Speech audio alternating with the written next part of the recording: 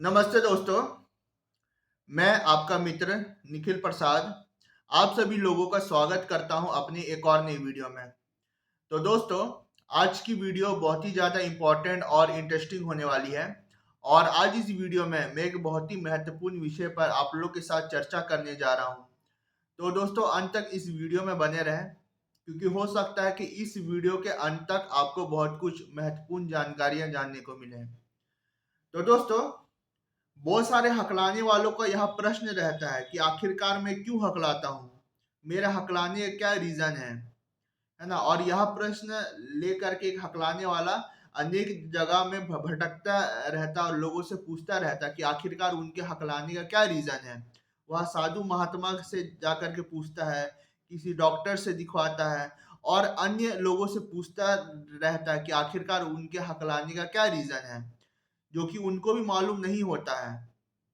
तो आज इस वीडियो में मैं बताऊंगा कि हकलाने का क्या रीजन होता है और यह मैं खुद से मना करके नहीं बोल रहा हूं, यह एक रिसर्च की फाइंडिंग के बेसिस पर बोल रहा हूं, है ना? तो दोस्तों, एक रिसर्च हुई थी हकलाने के ऊपर और उस रिसर्च में क्या हुआ था कि कुछ हकलाने वालों को और कुछ नॉर्मल स्पीकर्स को एक साथ लेकर के आया गया और जो हकलाने वालों का ग्रुप था, है ना, सबकी एमआरआई स्कैन हुई थी, ब्रेन की स्कैनिंग। और जो नॉर्मल स्पीकर्स है उनकी भी एमआरआई स्कैन हुई थी और दोनों की जो ब्रेन की स्कैनिंग हुई, तो उस स्कैनिंग से यह रिजल्ट आया कि जो हकलाने वाले लोग होते हैं उनकी ब्रेन में एक पार्ट होता है जिसको बोलते हैं ब्रोकास एरिया, जो कि स्पीच के लिए रिस्पॉन्सिबल होती है। तो उस ब्रोकास एरिया में जब ब्लड फ्लो बहुत ही कम होता है ना, तब एक हकलाने वाला अटक अटक के रुक रुक के बोलता है ना। और जो हकलाने वाले लोग हैं, है ना, सबके अंदर यह चीज देखने को मिली कि उनके ब्रेन का जो पार्ट है ना, ब्रोकास एरिया जो कि स्पीच के लिए रिस्पॉन्सिबल होती है, उसमें ब्लड फ्लो काफी कम देखने को मिला था। जबकि नॉर्मल स्पीकर्स के जो एमआरआई स्कैन थे, ब्रेन की स्कैन थे, उसमें यह देखने को मिला कि उनके ब्रेन का जो ब्रोकास एरिया है ना, उसमें ब्लड फ्लो काफी अच्छे से हो पा रही है ना, और इसलिए वह अपने शब्दों को अच्छे से बोल पा रहे हैं। तो दोस्तों, होता क्या है? होता यह है कि जब हमारे ब्रोकास एरिया में ब्लड फ्लो बहुत ही कम होता है, तब क्या होता है कि हमारे जो सिग्नल्स है ब्रोकास एरिया से ऑर्गन्स ऑफ स्पीच तक नहीं पहुंच पाती है। और जब सिग्नल्स ब्रोकास एरिया से ऑर्गन्स ऑफ स्पीच तक नहीं पहुंच पाएगी, तब हमारे शब्द मुंह से बाहर नहीं निकल पाएंगे। भले हमें वह शब्द बोलना आता हो, पर अगर हमारा जो सिग्नल्स है वह ब्रोकास एरिया से ऑर्गन्स ऑफ स्पीच तक नहीं पहुंच पाएगा, तब हम लोग उस शब्द को नहीं बोल पाएंगे। वही नॉर्मल स्पीकर्स के केस में क्या होता है कि उनके ब्रोकास एरिया में ब्लड फ्लो काफी अच्छे से हो पाती है और जब ब्लड फ्लो अच्छे से होती है, तब वह अपनी जो स्पीच है ना, जो वर्ड्स है वह अच्छे से बोल पाते हैं। तो दोस्तों, यही रीजन है कि एक हकलाने वाला क्यों हकलाता है, वही एक नॉर्मल स्पीकर कैसे अपने शब्दों को अच्छे से बोल पाता है। बहुत सारे हकलाने वालों को यह जानकारी नहीं होती है कि आखिरकार उनके हकलाने का क्या रीजन है। तो दोस्तों, ये जो रिसर्च हुई थी यह बहुत ही इम्पोर्टेंट रिसर्च है और इस रिसर्च से हम लोग सीखते हुए अपनी ट्रीटमेंट खुद भी कर सकते हैं और हम लोग जल्द से जल्द अपनी हकलाने की प्रॉब्लम से उभर भी सकते हैं। तो दोस्तों, इस रिसर्च से, है ना, हमें ये जानने को मिला कि जो हकलाने वालों का ब्रेन है उसमें जो ब्रोकास एरिया होते हैं, ब्रेन का पार्ट जो कि स्पीच के लिए रिस्पॉन्सिबल होती है, उसमें ब्लड फ्लो की कमी होती है। और इस रीजन से क्या होता है कि सिग्नल्स हमारे ऑर्गन्स ऑफ स्पीच तक नहीं पहुंच पाती है और हम लोग रुक रुक के अटक अटक के जोर लगा करके बोलते हैं। और नॉर्मल स्पीकर्स के केस में क्या होता है कि सिग्नल्स आराम से उनके ऑर्गन्स ऑफ स्पीच तक पहुंच पा रही है और वह आसानी से बोल पाते हैं, क्योंकि ब्रोकास एरिया में ब्लड फ्लो की कोई कमी नहीं होती है, अच्छे से ब्लड फ्लो होती है और वह अपने शब्दों को बहुत अच्छे से बोल पाते हैं। अब दोस्तों, इस रिसर्च से हम लोग क्या सीख सकते हैं और इससे अपनी ट्रीटमेंट कैसे कर सकते हैं? दोस्तों, बहुत सारे ऐसे ब्रीदिंग एक्सरसाइज हैं जो कि हमारे हमारे ब्रेन तक जो है ब्लड फ्लो को अच्छे से बढ़ाने में मददगार साबित होती है। तो स्टैमरिंग के ट्रीटमेंट में बहुत बार ऐसा बोला गया है कि आप ब्रीदिंग एक्सरसाइज में फोकस करिए, क्योंकि ब्रीदिंग एक्सरसाइज से दोस्तों क्या होता है कि हमारे ब्रेन तक जो है ब्लड फ्लो बहुत अच्छे से हो पाती है। और जब ब्लड फ्लो हमारे ब्रोकास एरिया में अच्छे से हो पाएगी, तब हम लोग को बोलने में काफी आसानी होगी, है ना, परेशानी बिल्कुल भी नहीं होगी। तो जिन भी लोगों को सीवियर स्टैमरिंग की दिक्कत है, बिल्कुल भी शब्द बाहर नहीं निकल पा रहे हैं, तो इसका यह रीजन हो सकता है कि उनके ब्रोकास एरिया में ब्लड फ्लो की बहुत कमी होती होगी, है ना, ब्लड फ्लो अच्छे से नहीं हो पा रही होगी। इस वजह से उनको बोलने में काफी परेशानी हो रही है और उनके मुंह से कुछ भी वर्ड बाहर नहीं निकल पा रहे हैं। तो जिन भी भाई बहनों को बहुत ही ज्यादा सीवियर स्टैमरिंग की दिक्कत है और वर्ड्स बिल्कुल भी मुंह से बाहर नहीं आ पा रहे हैं, तो उनके लिए बहुत ही इंपॉर्टेंट है कि वह ब्रीदिंग एक्सरसाइज पर फोकस रखें।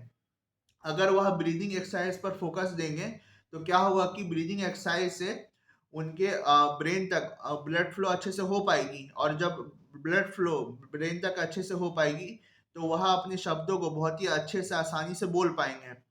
तो ब्रीदिंग एक्सरसाइज से हमारे ब्रेन में ब्लड फ्लो अच्छा होता है और इससे हमें बोलने में सहूलियत भी होती है। और दोस्तों, आपने एक और चीज गौर किया होगा कि जब हकलाने वाले काफी गुस्से में होते हैं, काफी ज्यादा जो है गर्म मिजाज के होते हैं, ठीक है, कुछ मान लीजिए उनके साथ कुछ बदतमीजी हो गई और वह जब गुस्से में आते हैं, तब वह बिल्कुल भी नहीं हकलाते हैं, है ना। आपने भी अपने अंदर यह देखा होगा कि अगर आपको हकलाने की दिक्कत है और कोई अगर आपको बहुत ज्यादा गुस्से में मतलब कि ले आए, है ना, गुस्से में ले आए, तो आप गुस्से में बिल्कुल भी नहीं हकलाते हो, है ना, आप कंटिन्यूअस बोल पाते हो, है ना, विदाउट स्टैमरिंग। तो ऐसा क्यों होता है? ये हकलाने वाला गुस्से में बिल्कुल भी नहीं हकलाता है, और जब वह अपने कंफर्ट जोन में शांत मिजाज में हो, तो उसको स्टैमरिंग की बहुत दिक्कत आती है। ऐसा आखिरकार क्यों होता है? ऐसा आखिरकार इसलिए होता है क्योंकि जब वह गुस्से में होता है, तो तो जो ब्लड फ्लो है ना, उसके चेहरे में और उसके ब्रेन तक, है ना, बहुत तेजी से होती है ना। जब ब्लड फ्लो बहुत तेजी से होगी, तो उससे क्या होगा कि उसके ब्रोकास एरिया में भी ब्लड फ्लो अच्छे से होगी, और जब ब्रोकास एरिया में ब्लड फ्लो अच्छे से होगी, तब वह अपने शब्दों को बहुत ही अच्छे से आराम से बोल पाएगा और उनको स्टैमरिंग बिल्कुल नहीं होगी, ठीक है। तो यहाँ भी आपने ऑब्जर्व किया होगा अपने अंदर या उस आदमी के अंदर जिस आदमी को स्टैमरिंग की काफी दिक्कत है, कि जब वह गुस्से में होता है, तो वह बिल्कुल भी स्टैमर फ्री होके बोलता है, और जब कंफर्ट जोन में होता है, तब स्टैमरिंग करके रुक रुक के बोलता है। तो दोस्तों, अब मैं एक और अच्छे उपाय के बारे में बताऊंगा। हो सकता है कि कुछ लोगों को वह उपाय पसंद आए और कुछ लोगों को वह उपाय पसंद ना भी आए। दोस्तों, बहुत सारे लोग यह कहते हैं कि बादाम खाने से हमारी स्टैमरिंग में इम्प्रूवमेंट आती है। कुछ लोग इस चीज को मानते होंगे और कुछ लोग इस चीज को नहीं भी मानते होंगे कि जो बादाम है वह भिगो भिगो करके खाने से, है ना, छील करके खाने से हमारी स्टैमरिंग में इम्प्रूवमेंट आती है। तो क्या यह सच है?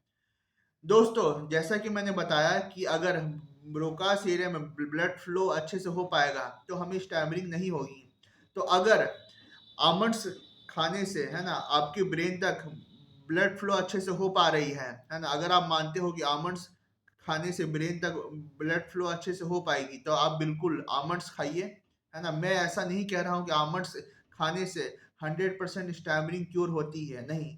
मैं इस वीडियो में बिल्कुल यहाँ नहीं बता रहा हूँ कि आमंड्स खाने से स्टैमरिंग 100% क्योर होती है। पर अगर आपका यह मानना है कि आमंड्स हमारे हेल्थ के लिए अच्छी है, और आमंड्स हमारे ब्रेन के लिए और हमारे ब्रेन में जो ब्लड फ्लो है उसके लिए बहुत ज़्यादा हेल्पफुल होती है ना, तो आप बिल्कुल आमंड्स खाइए। डेली बेसिस पर आप आमंड्स खाइए, और आमंड्स खाने से क्या होगा कि आपके जो ब्रेन है ना, ब्रेन के जो न्यूरोलॉजिकल कनेक्शंस है वह बहुत ज़्यादा स्ट्रांग होंगे, और जो ब्रोकास एरिया में जो ब्लड फ्लो है वो भी इम्प्रूव होगा, ठीक है। तो आमंड्स आपके लिए एक अच्छा ऑप्शन हो सकता है, जो लोग इस चीज में विश्वास रखते हैं। और अगर विश्वास नहीं रखते हैं, तब मैं यही बोलूँगा कि कम से कम ब्रीदिंग एक्सरसाइज करके देखें, क्योंकि ब्रीदिंग एक्सरसाइज से आपको बहुत इम्प्रूवमेंट देखने को मिलेगा। अब दोस्तों, मैं लास्ट उपाय के बारे में बताऊंगा। लास्ट उपाय यह है कि प्रैक्टिस। आप मिरर के सामने, है ना, आप 5 से 10 मिनट कंटिन्यूअस बोलिए किसी टॉपिक पर। आप ज़्यादा से ज़्यादा बोलिए, है ना, या आप जो है कॉल प्रैक्टिस करिए किसी अनजान व्यक्ति से, किसी और हकलाने वाले से। तो इससे क्या होगा, जब आप ज़्यादा से ज़्यादा प्रैक्टिस करते हैं तब भी क्या होता है कि आपका ब्रेन में जो है ब्रोकास एरिया में ब्लड फ्लो अच्छे से होती है ना। क्योंकि जैसे कि हम मान लीजिए हम लोग जिम जा रहे हैं, जिम में हम लोग डंबल उठा रहे हैं, तो डंबल उठाने से क्या होता है कि बॉडी में ब्लड फ्लो अच्छे से इंप्रूव होती है। वैसा ही अगर हम लोग कॉल पर बात कर रहे हैं या कुछ बोल रहे हैं मिरर के सामने, तो उससे भी क्या होता है कि सिग्नल्स हमारे ऑर्गन्स ऑफ स्पीच तक पहुंचती है, और जो ब्लड फ्लो है वो ब्रोकास एरिया में अच्छे से होती है ना।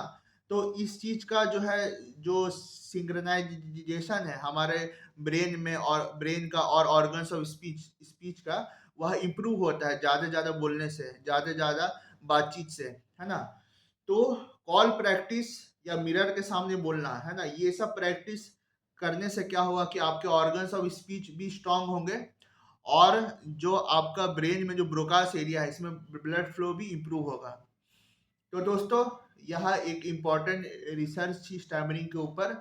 तो अगर आपको मेरा यह वीडियो पसंद आया तो आप मेरे वीडियो को लाइक करें, आप मेरे चैनल को सब्सक्राइब भी करें, और मेरा यह वीडियो उन अन्य मित्रों के साथ शेयर भी करें जिन लोगों को सीवियर स्टैमरिंग की दिक्कत है। यह वीडियो अंत तक देखने के लिए बहुत बहुत धन्यवाद आप सभी लोगों का।